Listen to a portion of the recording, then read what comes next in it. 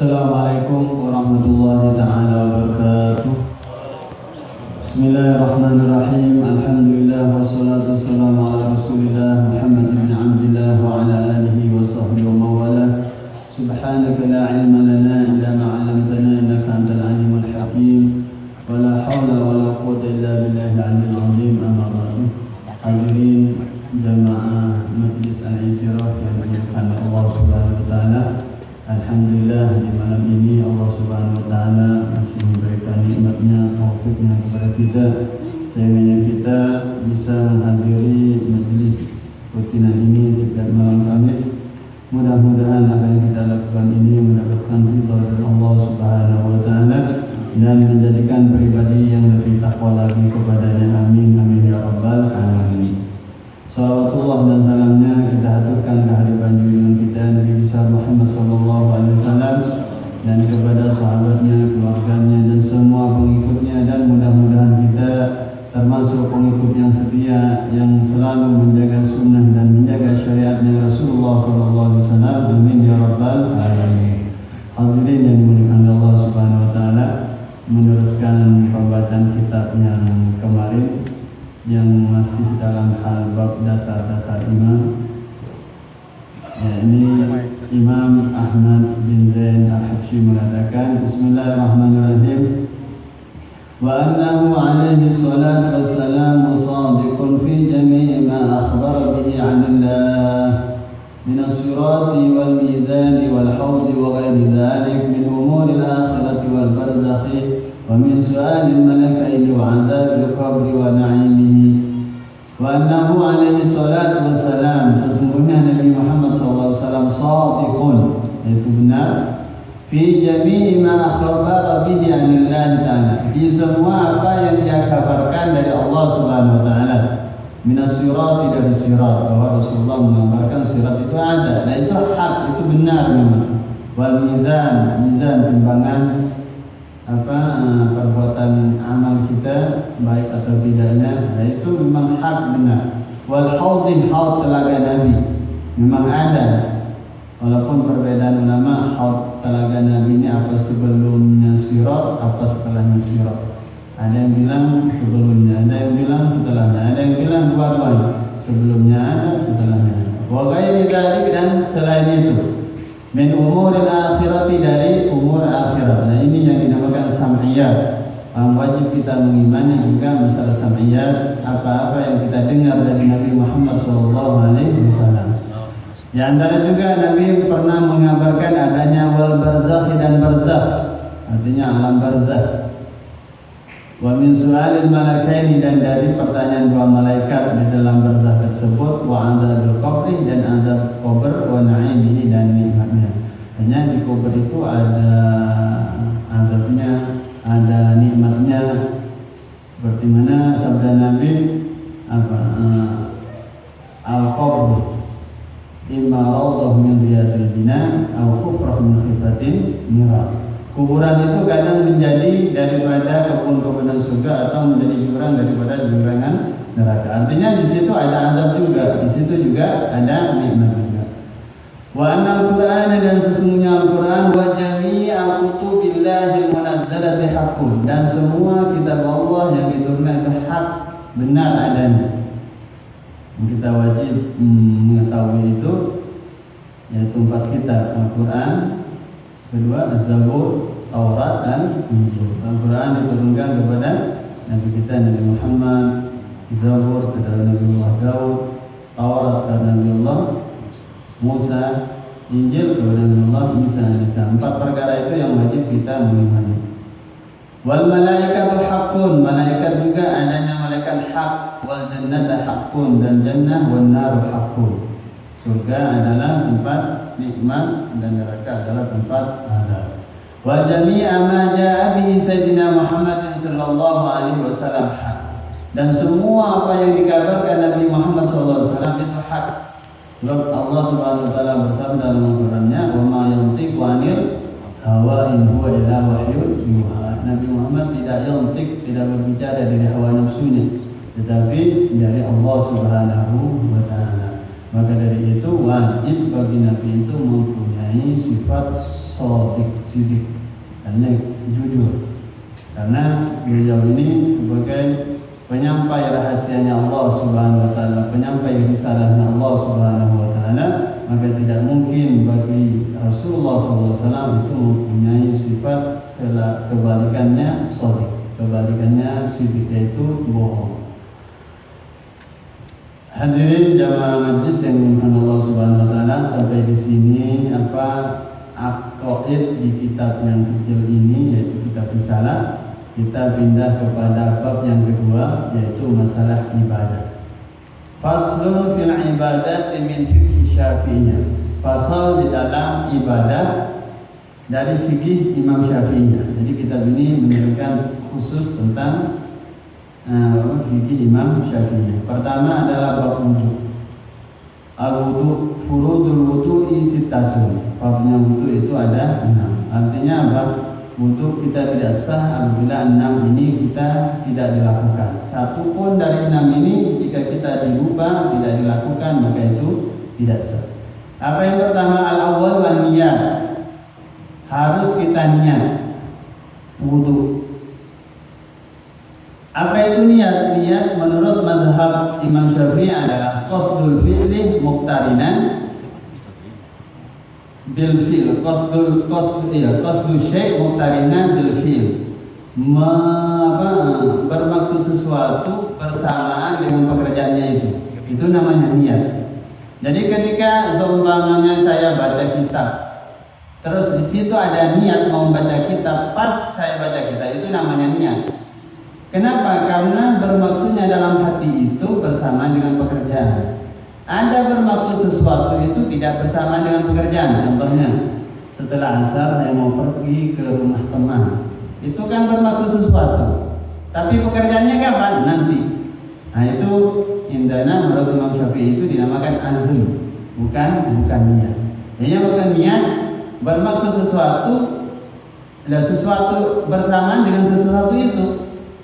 Itulah yang dimaksud niat. Maka dari itu niat di dalam wudu ini merupakan suatu fardu, rukun daripada rukunnya wudu. Yang pertama niat. Tempatnya niat itu di dalam hati.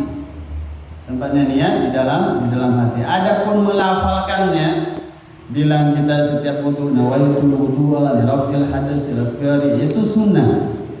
Kenapa tujuannya? Tujuannya itu adalah untuk menghadirkan niat, maka itu disunnahkan. Mana dalilnya itu sunnah? Ulama bilang sunnah ini mengkiaskan kepada sabda Nabi tentang puasa. Puasa dulu Nabi setiap pagi tanya sama, bukan setiap pagi, pernah suatu pagi begitu tanya pada salah satu istrinya, apakah pagi ini kita ada futur, ada makanan pagi? Nah, kalau istrinya itu bilang tidak ada ya Rasulullah. Nah, Rasulullah bilang idzan ana shaimun. Kalau begitu saya berpuasa saja. Nah, Nabi Muhammad berpuasa sunnah pada waktu itu dilafalkan. Maka dari itu ulama kalangan Syafi'iyah dikiaskan, disamakan pada itu melafalkan niat di dalam wudu itu sunnah. Sebagaimana Nabi ketika mau puasa sunnah itu dia melafalkan. Padahal kalau di dalam hati Nabi tidak bilang-bilang tidak apa-apa.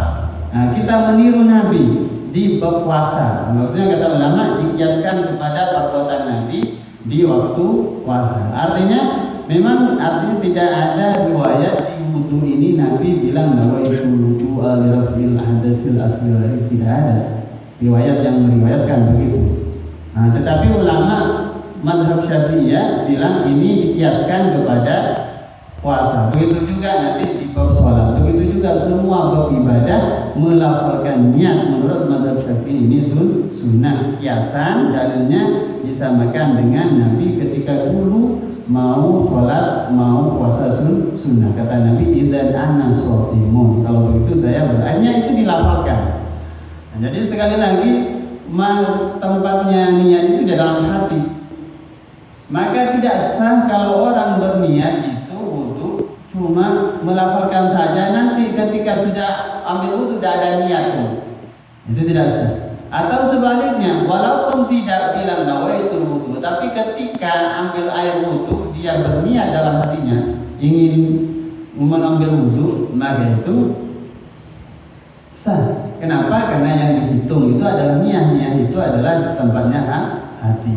Dan waktunya niat adalah awal ibadah. Pertamanya niat adalah pertamanya ibadah. Jadi kalau wudhu awal ibadah kapan? Membasuh muka. Jadi ketika air ada di muka, kita ini di dalam hati berniat bahwa ambil air wudhu, bahwa mau berwudhu. Itulah niat. Jadi ketika sekali lagi, walaupun bilang nawaitu wudhu nanti ketika air sudah disiram ke muka ini tidak ada niat, sombanilah andaikan. Ini kan fikih mengandai. Fikih ini semuanya mengandai-andai ini. Andaikan terjadi ada orang begitu. Padahal mungkin jaranglah orang terjadi begitu. Kalau sudah ambil air wudhu, apalagi bilang nawaitu wudhu, di dalam hati nanti tidak ada niat untuk berwudu, itu kayaknya jarang begitu. Tapi andaikan itu terjadi, maka itu tidak sah. Jadi waktunya wudu, waktunya niat adalah awalul ibadah, pertamanya ibadah. Maka itu kalau sholat awal ibadahnya takbiratul ihram. Ketika takbiratul ihram, Allah ada dalam hati itu berniat untuk melakukan sholat. Begitu juga begitu juga itu wudu. Kecuali boleh didahulukan ini puasa. Bahkan wajib dalam berpuasa ini didahulukan niatnya. Kita kalau berpuasa startnya mulai kapan? Mulai terbit fajar kan? Atau adzan subuh terbit. Itu startnya, itu awal ibadah. Tetapi kata ulama, kan kita niat mau berpuasa pas terbit fajar ini tidak sah. Harus didahulukan. Sebelum datang fajar shadiq terbit, maka wajib kita ini berniat bahwa besok melakukan ibadah puasa. Itu. Jadi yang dikecualikan satu, niat itu yang tidak harus bersamaan pertama ibadah adalah puasa, bahkan wajib didahulukan. Ada yang kedua boleh didahulukan, boleh bersamaan, yaitu niatnya mengeluarkan zakat. Orang mengeluarkan zakat kapan niatnya sebenarnya? Sebenarnya ketika dia serahkan uangnya atau berasnya atau zakatnya kepada mustahikin, dia serahkan pada waktu itu kan ibadah. Jadi itu sebenarnya dia berniat. Tetapi khusus ibadah, khusus niatnya zakat ini boleh didahulukan. Yang penting sudah dipisah mana uang zakat, mana beras zakat dengan yang lain. Contohnya kita zakat fitir ya, di siang bulan Ramadan punya beras 1 karung. Nah, kita sudah takar, ini untuk zakat saya, ini untuk zakat istri saya, ini zakat anak saya dan sebagainya. Sudah dipisah dengan beras yang lain, kita niat sekarang. Nanti ketika kita sudah niat, ketika diberi kepada mustahikin tidak niat lagi tidak apa-apa. Ini. Jadi kalau bab zakat niat ini boleh didahulukan. Tapi kalau bab puasa niat itu wajib didahulukan. Selain itu maka wajib bersamaan dengan perbuatannya. Itulah namanya niat. Jadi kembali lagi wudu ini rukunnya adalah yang pertama adalah niat. Itu ulama mengambil patokan dalil dari sabda Nabi yang kita tahu semua, innamal a'malu binniyat wa innama likulli imri'in ma nawa. Seseorang akan mendapatkan sesuai dengan niatnya. Maka itu wudu tidak akan menjadi wudu ibadah kecuali ada niat. Dan niatnya wudu ini gampang, tidak seperti mandi. Cukup berniat bahwa mengambil wudu. Tetapi kalau mandi besar, mandi junub harus dibilang niatnya mandi besar, mandi wajib, harus ada kata-kata wajib. Kalau mandi besar atau setelah perempuan haid seumpamanya menghilangkan hadas besar atau bilang saya niat mandi fardu, harus ada fardunya, harus ada wajibnya. Tapi kalau wudu tidak. Kenapa? Karena kata ulama, kalau wudu ini tidak ada bedanya, tidak ada wudu ada, semuanya ibadah. Tidak ada wudu ini kebiasaan, semuanya wudu itu bernilai ibadah. Lain dengan mandi. Kalau mandi itu mandi ada mandi ibadah. Mandi ada seperti kita sebelum pergi ke majelis, sholat maghrib mandi dulu karena keringatan dan sebagainya. Itu namanya mandi ada, mandi biasa.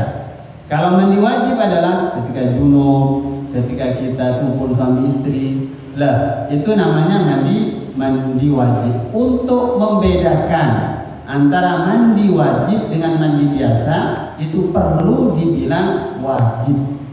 Tetapi kalau wudu tidak ada, ibadah semua wudu, maka itu walaupun tidak bilang saya berniat mengambil fardu wudu, tidak usah fardu wudu, artinya andaikan bilang wudu saja sah, walaupun tidak dibilang fardu wudu atau wajib wudu. Kenapa? Karena wudu itu semuanya adalah ibadah, tidak ada seperti mandi, ada mandi kebiasaan, ada mandi wajib. Maka itu untuk membedakan itu maka harus diniatkan. Seperti itu kita sholat qoblatul fajr kan 2 rakaat, sholat fajr, sholat subuh kan 2 rakaat. Apa bedanya? Sama-sama 2 rakaat kan? Tidak ada bedanya. Cuma yang membedakan itu adalah niat. Ketika kita niat fardul fajri atau fardhu subuh, jadi sholat subuh. Ketika kita bilang sunnatul fajri, jadi sunat fajri, yang bedakan niat. Maka itu adalah fungsinya niat adalah untuk membedakan ibadah yang wajib dengan yang sunnah. Itu yang pertama masalah niat. Yang kedua asani ghaslul wajhi, membasuh muka. Wahadduhu, batasnya muka ini min manabati sya'ri ra'si, dari tempat tumbuhnya rambut, ila muntahal lihyaini, sampai akhir daripada sampai ke rahang. Muntahal lihyaini, ujung dagu di sini. Lihya ini 2 rahang, ini rahang ini, wadakan ini dagu, tulang panjangnya. Jadi dari tempat tumbuhnya ini biasanya ya, teman. Ada kan orang botak di sini kan, sampai ke sini seumpama tumbuh rambutnya. Apakah wajib dibasuh di sini? Tidak. Yang biasanya di mana orang itu? Atau ada orang mughammam, orang berbulu sampai ke sini. Dari sini dia berbulu. Apa cukup dibasuh di sini? Karena di sini sudah masih bulu, di sini tempatnya bulunya dia. Tidak, yang biasa-biasa maksudnya. Di mana tempatnya rambut biasa itu, dari situlah yang wajib dibasuh, walaupun sunnahnya harus dilebihkan. Wa ardan, adapun wudu lebarnya minal uzuni ilal udhun, dari telinga sampai ke telinga. Ini adalah apa? Lebarnya. Dan apa yang ada di sini di muka itu, baik itu berupa daging atau baik itu berupa bulu, rambut dan sebagainya, wajib basah. Maka dari itu ada masalah kalau itu jenggot ya. Kalau jenggotnya orang laki-laki kalau tebal itu sunnah dimasukkan sampai ke tempat rambutnya semua, sunnah. Apa maksud sunnah? Andai kan tidak sampai di situ, pokoknya sudah di luar dibasuh begini, di luarnya itu sudah sah. Tetapi kalau itu syaratnya jenggotnya laki-laki dan kedua tebal. Artinya kalau jenggotnya perempuan, andaikan fikih begitu, mengandai-andai. Jenggotnya perempuan tetap masuk ke dalam. Andaikan perempuan berjenggot, ada perempuan berjenggot tebal, wajib harus dimasukkan air ke dalam. Yang kedua syaratnya itu yang sunnah sampai ke dalam saja itu apabila jenggot itu tebal. Apa yang maksud tebal tipisnya? Ketika majelis takhotub, majelis berbicara kira-kira 2 meter begitu, lah si teman kita ini melihat tempat rambutnya, tumbuhnya. Kalau kelihatan itu tipis, maka wajib kita membasuh jenggot itu sampai ke dalam-dalam. Kalau tidak dilihat, maka itu namanya tebal. Nah ini boleh kita lihat banyak yang jenggot ini.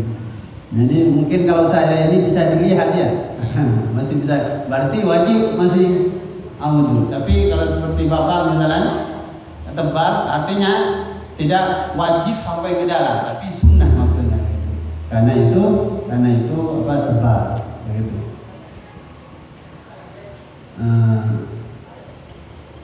Daging sombang tumbuh di mana? Di sini sombang. Pokoknya di area wajah ini apapun itu wajib kita basuh. Itu yang kedua, yang masalah muka. Yang asalis yang ketiga, ghaslul yadaini ma'al mirfaqain. Mengusap membasuh dua tangan sampai ke dua siku. Yang maksud tangan dalam wudu adalah dari ujung kuku, ujung jari sampai siku. Nah, di sini sampai siku di sini. Bahkan wajib dilebihkan sedikit kalau sekiranya itu tidak bisa pas. Kan untuk mengepaskan ini sulit juga kan? Maka itu harus dilebihkan sedikit. Kata usul fikih faidul fikih malayatimul wajib illa bihi bahwa wajib sesuatu yang tidak sempurna kewajiban itu kecuali dengan sesuatu itu, maka sesuatu itu hukumnya wajib juga walaupun itu tidak diperintah. Jadi untuk mengepaskan kan sulit seumpama, maka ya dilebihkan sedikit. Sama juga dengan muka, apapun yang ada di tangan itu, baik kuku atau kuku kita panjang seumpama, maka wajib air masuk ke dalam. Ada rambut kita tebal, rambut kita kurang tebal ya. Tebal, kita ada kadang ya teman kita yang misalnya dari Arab itu kurang tebal kan, orang-orang wajib masuk itu. Kalau itu tidak ada tafsirnya, penjelasan tidak seperti jenggot. Kalau jenggot tebal maka sunnah masuk. Kalau bulu tangan tebal tipis semuanya harus dikenai ya, harus dikenai ya. Hatta ada orang kan kadang berjari 6, ya kan? Ada teman kita kadang berjari 6. Maka itu yang ke-6 itu wajib juga dibasuh. Pokoknya apapun yang ada di area dua tangan ini wajib dikena air. Ar-rabi'u yang keempat, nasfu syai'in min basyaratir ra'si, mengusap sesuatu dari basyar, dari kulitnya kepala, au sya'arin atau rambutnya fi hadhihi, di batasnya. Yang keempat adalah mengusap. Tapi kalau yang kedua, ketiga itu membasuh, ghaslu membasuh, mashu mengusap. Bedanya membasuh dan mengusap, kalau membasuh itu air harus sampai mengalir. Kalau mengusap cukup basah. Jadi kalau kita ambil wudhu ambil air, ditepuk-tepuk begini begini kan, rata basah, tapi tidak mengalir air, itu namanya mengusap namanya, tidak membasuh. Yang baru membasuh sampai air itu mengalir. Lah yang keempat ini adalah mengusap, pokoknya itu basah. Sebagian dari kepala, dari kulitnya kepala ini, atau sebagian daripada rambut, selagi rambut itu di batasnya. Kalau sudah di luar batas tidak boleh. Contohnya ada orang khususnya perempuannya rambutnya panjang kan, dia ambil seumpamanya dipegang begini kan, ujungnya dikasih basah, tidak sah. Kenapa? Karena dia sudah keluar dari batas kepala. Andaikan dikedepankan sudah lewat sini, batas kepala kan ini semuanya di luar batas muka itu. Jadi selagi kita basahkan rambut itu di batas kepala, baik di atas, di samping, di belakang, selama itu masih di batas kepala itu sah. Tetapi kalau sudah luar, maka itu tidak sah. Itu bedanya mengusap dan membasuh ya. Kalau mengusap pokoknya sudah basah tidak apa-apa. Sahlai pun, walaupun sunnahnya kita ini semua kepala itu wajib diusap. Sunnah diusap semua kepala. Al-khamisu, adapun yang kelima, ghaslur rijlain, membasuh dua kaki, dua kaki, ma'al ka'baini, beserta dua mata kaki. Kita tahu kan dua mata kaki sampai di situ. Sama dengan siku tadi, sekiranya melepaskan itu tidak bisa, sulit, maka wajib dilebihkan sedikit. Dan sunnahnya dilebihkan daripada dua mata kaki itu. Sama penjelasannya dengan yang tadi juga, apapun yang ada di kaki itu maka wajib dikena air. As-sadisu adapun yang keenam at-tartib bitartib. Apa yang maksud tartib? Jangan mendahulukan yang kedua kalau yang pertama itu tidak sah. Harus ditartib. Yang seperti tadi, muka dulu baru tangan baru kepala baru kaki. Maka kalau tidak tertib itu tidak sah. Wa tartibu ala hadil kaifiyah, tartib seperti yang telah dijelaskan tersebut. Nah, ini dalilnya wudu langsung dari Al-Qur'an. Yang dalil yang pertama yaitu niat dari sabda Nabi, innamal a'malu binniyat dan seterusnya. Membasumuka dan selanjutnya itu seperti hadirin sudah tahu semua kan, ya ayyuhalladzina amanu idza qumtum ila sholati faghsilu wujuhakum. Faghsilu maka basuhlah wujuhakum, wajah-wajah kalian. Faghsilu wujuhakum wa aydiyakum, dan tangan kalian. Wamsahu bi ru'usikum, dan usaplah kepala kalian. Wa arjulakum wa arjulikum. Nah, ini beda harkat, beda makna. Kalau wa arjulakum maka itu maktuf kepada wujuhakum.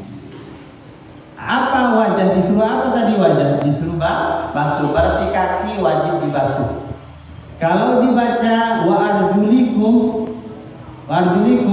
maka itu maktuf kepada biruusikum. Kepala disuruh basuh, disuruh usap, maka mengusap kaki saja. Begitu. Tapi di Al-Quran itu ada wa arjulakum, ya kan?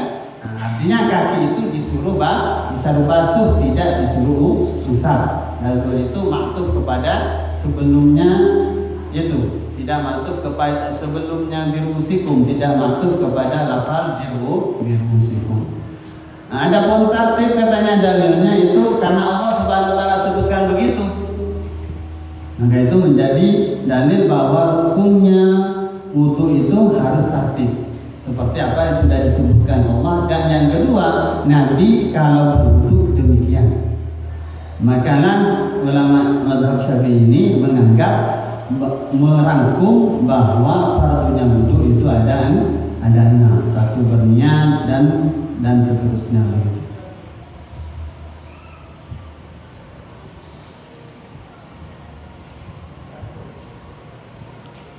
Mungkin itu ada yang kita tanyakan dulu atau satu lagi. Wa in kana alaihi janabatu, jika ada seorang itu ada janabah min mujama'atin, dari jima bersetubuh dengan istri, au khuruji maniyin, atau keluar mani, binaumin dengan sebab tidur, au ghairi atau lainnya, lazimahu maka wajib ghuslu jami'i badanihi, membasuh semua badannya, ma'aniyati rafil janabati, bersama niat menghilangkan janabah. Jadi kita kalau junub wajib semua ini dibasuh dan sambil berniat. Artinya apa? Kalau rukunnya mandi besar cuma 2, satu niat, yang kedua meratakan air ke seluruh badan. Tetapi kalau wudu itu adalah ada 6. Nah, ini ada pertanyaan. Seumpama saya janabah, mandi ke susu seumpama yang keburu-buru, ternyata setelah mandi ada misalnya tempat mana yang tidak basah, di siku sama tidak basah. Keluar seumpama di kamar mandi, dilihat sama anak atau dilihat sama istri, kenapa tidak basah, ini sikunya kok kering? Apa yang wajib saya lakukan setelah itu? Maksudnya apa, mandi ulang lagi atau bagaimana, atau cuma ini diusap? Ya, mana ini? Apa cuma ini yang dibasuh? Itu satu, agak lengkap. Yang kedua, saya ambil wudhu, mungkin keburu-buru, ya. Semuanya sama. Setelah itu juga di sini biasanya kering, tidak kena air. Apa yang harus saya lakukan? Si dalam mandi wajib tadi begitu juga, si wudu dalam wudu begitu juga. Apa sama semuanya mengulang atau si ini tidak mengulang dan sebagainya? Bagaimana ini? Fikih harus begini, mau ada pertanyaan ini. Diulang semuanya. Yang mana yang diulang? Kalau wudu diulang, kalau mandi disempurnakan dengan wudu. Kalau wudu tadi diulang dari muka. Iya, diulang. Kalau mandi disempurnakan dengan wudu. Sempurna dengan wudu. Bagi misalnya di sininya yang tidak basah, disempurnakan dengan wudu. Wajib dari sininya. Iya, di sini. Begini, ya terima kasih. Katanya salah itu lebih baik daripada tidak salah tapi tidak menjawab. Salah menjawab itu lebih baik daripada tidak salah tapi tidak menjawab. Kalau di wudu itu maka wajib pada waktu saya tahu di sini itu kering harus saya basahi ini saja dan diulang anggota wudu setelahnya itu. Apa setelah tangan? Jadi di sini cuma gua sentil, itu saja dikasih air. Kemudian anggota setelah itu dilanjutkan, diulang lagi.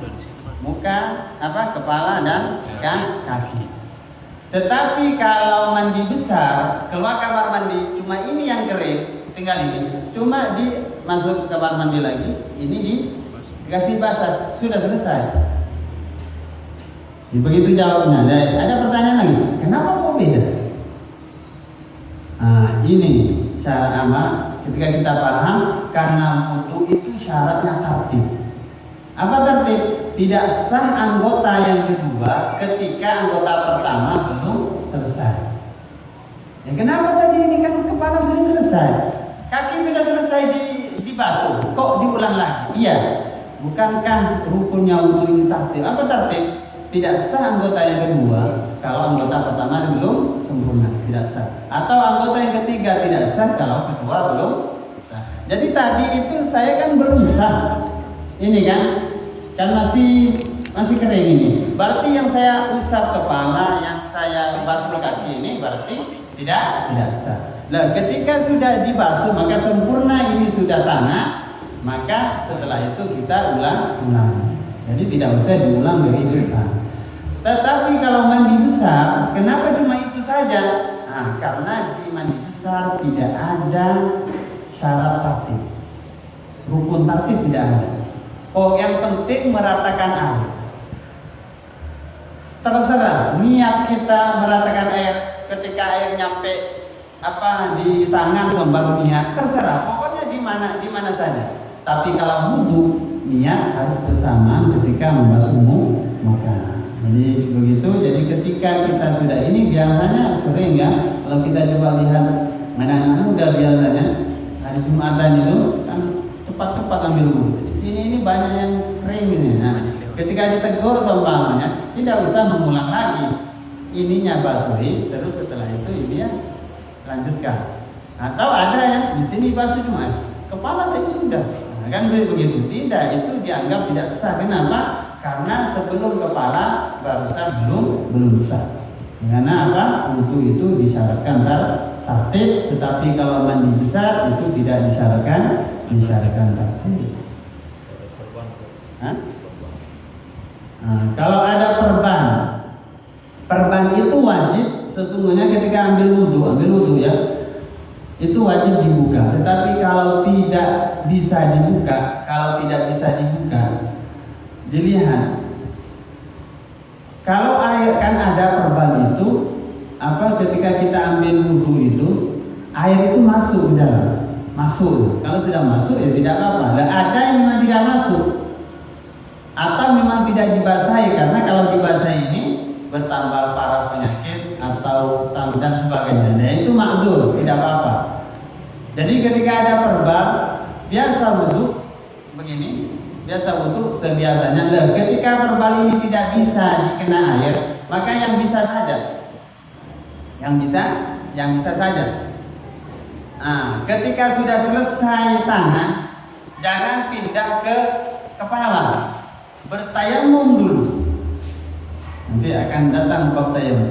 Bertayamum itu apa? Untuk anggota perbal yang ada di bawahnya ini kan tidak kena air, maka itu ditayamumi. Bagaimana tayamumnya? Sama dengan tayamum yang biasa, tetap muka dan dua tangan yang dikena debu. Setelah itu setelah tayamum berarti kita sudah sudah sempurna membasuh kedua tangan, baru mengusap. Nah, sebagian pemahamannya orang kalau begitu langsung dia tidak wudhu, tayamum langsung. Tidak boleh. Al-misur la yasqutu bil ma'sur. Yang apa yang bisa kita lakukan harus lakukan. Kata pepatah kita, tidak ada rotan akar pun jadi. Nah, itu apa kaidah fikih itu? Itu al-misur la yasqut bil ma'sur. Kalau apa yang kita bisa lakukan, jadi yang tidak bisa baru ditayamum. Jadi banyak ini orang kalau begitu, saya ini tidak bisa ambil wudhu ini, langsung diambil tayamum. Tidak boleh. Yang bisa ambil tayamum itu kalau semua anggota tubuh ini anggota wudhu semua ini tidak bisa dikena air, baru itu ambil tayamum. Tetapi kalau cuma di sini semuanya tidak, maka wajib dia tayamum wudhu dulu mukanya, kemudian tangannya, sebelum pindah ke kepala maka harus tayamum. Kalau begitu diusap dulu atau berhenti dulu sampai kering, baru kita tayamum. Kan begini tayamum. Tayamum adalah apa? Kita bertayamum ini ambil debu kan, sambil berniat bahwa muka ini dikasih rata dengan debu. Walaupun caranya sunnahnya begini kan, kemudian begini. Kalau tangan ambil lagi begini, terus begini, satunya begini.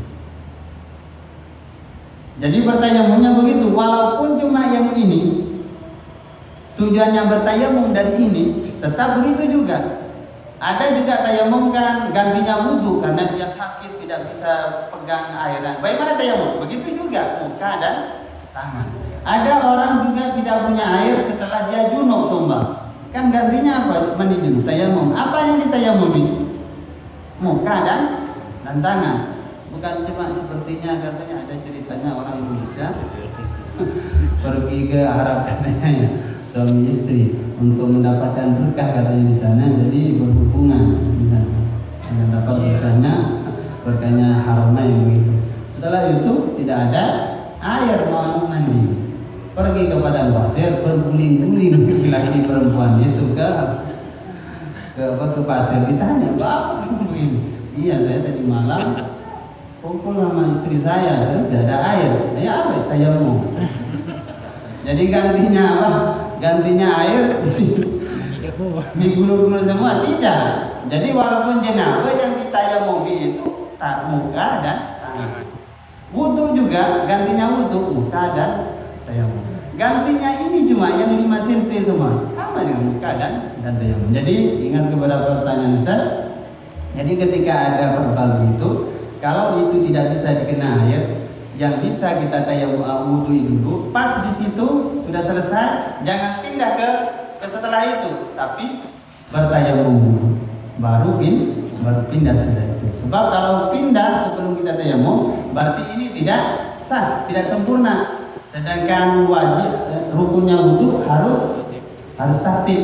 Nah, begitu. Jadi sempurnakan dulu basuhnya dua tangan. Dengan apa? Dengan bertayamum. Setelah itu baru pindah pada setelahnya.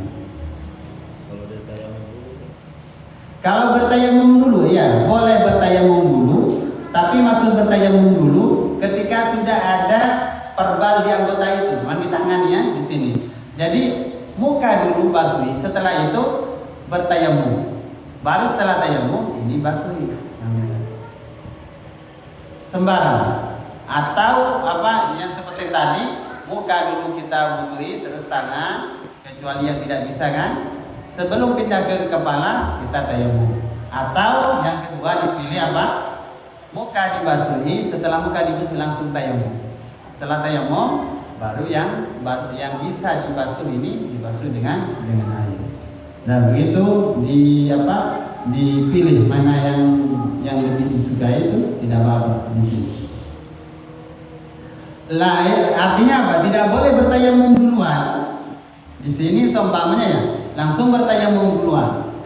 Kalau saya ini muka ini dibasuh dulu, basah nanti. Mau cari handuk dan sebagainya susah seumpama. Jadi dia bertayamum dulu dari ini seumpama. Tidak sah. Kenapa? Karena dia belum waktunya untuk membasuh muka, tangan. Lain halnya kalau kita janabah, junub, di antara anggota kita ini ada perbalnya. Kita mau mandi junub, pilih tayamum duluan, boleh. Baru setelah itu yang bisa dikena air, kasih air. Atau kasih air semuanya kecuali yang ada perbalnya tidak bisa. Setelah itu tayamum. Kenapa kok lain dengan wudu? Nah, seperti tadi jawabannya. Karena wudu syarat rukunnya harus ada tartib, tapi kalau mandi besar tidak ada tartib. Jadi boleh tayamum dulu mandi besar, baru itu mandi yang bisa dibasuhi air. Tetapi di wudu tidak boleh tayamum dulu kecuali pada waktu yang ada perbalnya itu. Di kaki sombang, ya nanti tunggu dulu, muka dulu, baru tangan, baru kepala, baru sekarang. Begitu. Karena di wudu itu rukunnya salah satunya adalah tartib. Debu, imam kita setelah wudu cari debu atau memang debunya disiapkan di samping kita. Kan kalau orang sakit biasanya debu itu ditaruh di nampan besar itu. Taruh di sampingnya, dia langsung diambil tidak disuruh ke halaman dulu. Tidak sakit kalau bisa ke halaman. Biasanya di samping kan kalau orang sakit. Biasanya kalau kita punya rumah sakit Islam kan begitu sebenarnya. Tapi rumah sakit tidak ada yang menyediakan itu. Karena kita ini kalah bersaing. Ya.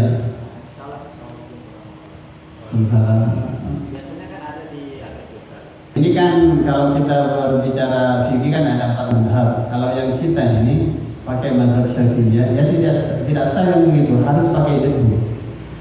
Bagaimana kalau saya ini di pesawat tidak ada tidak bisa seumpamanya.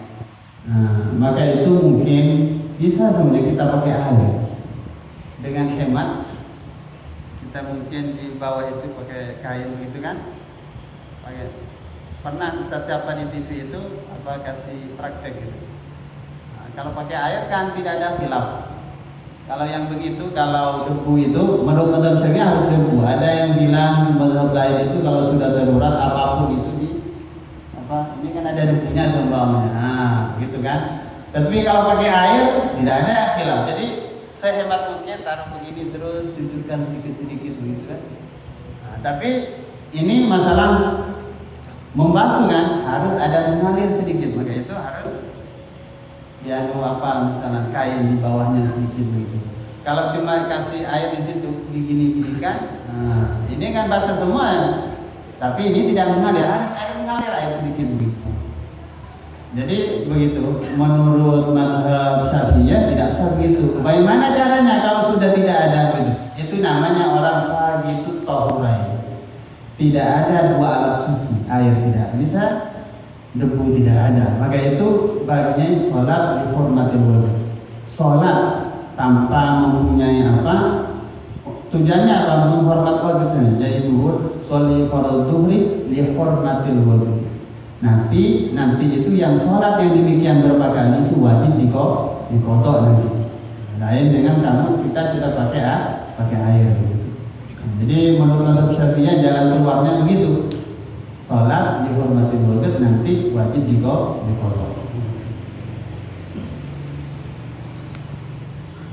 Ini mudah-mudahan memberikan keberkahan pada kita semua dan mudah-mudahan kita masih diberikan kesehatan, kesempatan di minggu yang akan depan bisa berkumpul lagi. Yang akan kita bahas adalah sesuatu yang membatalkan wudhu. Mungkin ada yang salah, yang tolong dibenarkan kalau memang ada yang salah begitu. Kalau lebihnya saya minta maaf, tidak atasnya. Assalamualaikum warahmatullahi wabarakatuh.